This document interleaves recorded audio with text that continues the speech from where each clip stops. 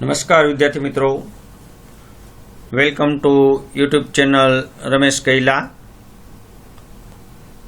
આ અગાઉ આપણે ભાગ 1 થી 6 જોઈ લીધા, જેમાં જોડકા, ખાલી જગ્યા અને ખરા ખોટા જોયા।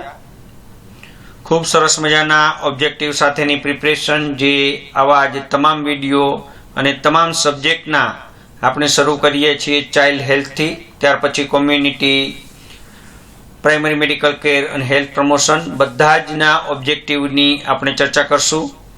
તો ચોક્કસ આ વિડીયોને લાઈક કરજો, શેર કરજો અને જરૂર જણાય ત્યાં કોમેન્ટ કરજો, જેથી કરી અને આવા જ વિડીયો આપ મેળવી શકો।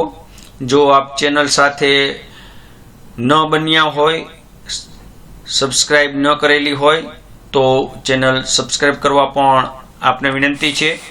તો ચાલો જોઈએ પાર્ટ 7માં ખરા ખોટા।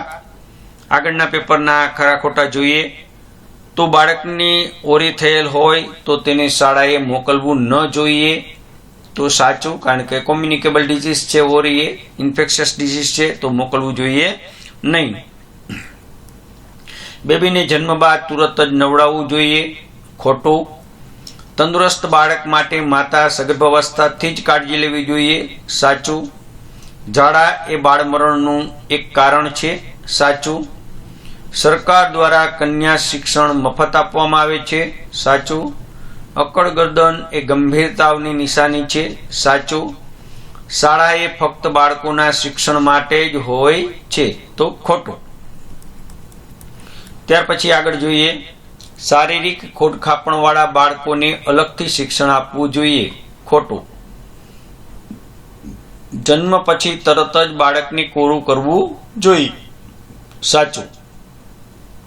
બાળક બીમાર હોય ત્યારે બ્રેસ્ટ ફીડિંગ બાદ બર્પિંગ કરાવવું જોઈએ નહીં, ખોટું, કરાવવું જોઈએ। એન્ટિરિયર ફન્ટાનલ 1.5 માસે પૂરાય છે, ખોટું। એન્ટિરિયર ફન્ટાનલ 1.5 વર્ષે પૂરાય। માતાને એડ્સ હોય તો બાળકને વારસાગત ચેપ મળે છે, ખોટું। ઘણી વખત ખરા ખોટા પણ ખૂબ રિવિઝન થતું હોય, આગલા પેપરમાં પૂછાયેલા ખરા ખોટા પાછા પૂછાતા હોય, તો બધા જ ટ્રુ ફોલ્સ આપણને આવડવા જોઈએ। કમળાની રસી સબક્યુટેનિયસ આપવામાં આવે છે, એટલે કે હિપેટાઇટિસ બી, હિબ, તો ખોટું, કારણ કે ઇન્ટ્રામસ્ક્યુલર આપવામાં આવે। બાળકોને હાઈ ફીવરના લીધે પણ ખેંચ આવી શકે છે, સાચું। બાળકોને વધારે પડતું ફીવર હોય, હાઇપરપાયરેક્સિયા હોય તો કન્વલ્જન આવે, કારણ કે એમનું જે સેન્ટર હોય, બ્રેઇન સેન્ટર, જે હાઇપોથેલેમસ સેન્ટર છે, એ ડેવલપ થયેલું હોય નહીં, જેથી કરીને ખેંચ આવી શકે। હિમોફિલિયા એ રંગસૂત્રની ખામીને લીધે થતો રોગ છે, ખોટું, એ બ્લડ ડિઝીઝ છે। વિટામિન એ નો પ્રથમ ડોઝ 2 લાખ યુનિટ આપવામાં આવે છે, ખોટું, 1 લાખ યુનિટ આપવામાં આવે। અક્કડ ગરદન એ ગંભીર તાવની નિશાની છે, સાચું। માતાને એડ્સ હોય તો બાળકને વારસાગત ચેપ મળે છે, ખોટું। દુધિયા દાંત કુલ 20 હોય છે, સાચું। 7મી મેના રોજ મધર ડે ઉજવાય છે, ખોટું। ત્યાર પછીના પેપરના જોઈએ તો ચાઇલ્ડ લેબર અને પ્રોટેક્શન રેગ્યુલર એક્ટ 2010માં પસાર થયો હતો, ખોટું। પોસ્ટિરિયર ફન્ટાનલ 1 વર્ષે પૂરાય છે, ખોટું। ખસની સારવારમાં જેન્સન વાયોલેટ નામની દવા વાપરવામાં આવે છે, ખોટું, કારણ કે ખસની સારવારમાં બીબી લોશન વાપરવામાં આવે, કેલામિન લોશન વાપરવામાં આવે। તરુણાવસ્થાનો સમયગાળો 14 થી 20 વર્ષનો હોય છે, ખોટું, 11 થી 19 વર્ષનો હોય।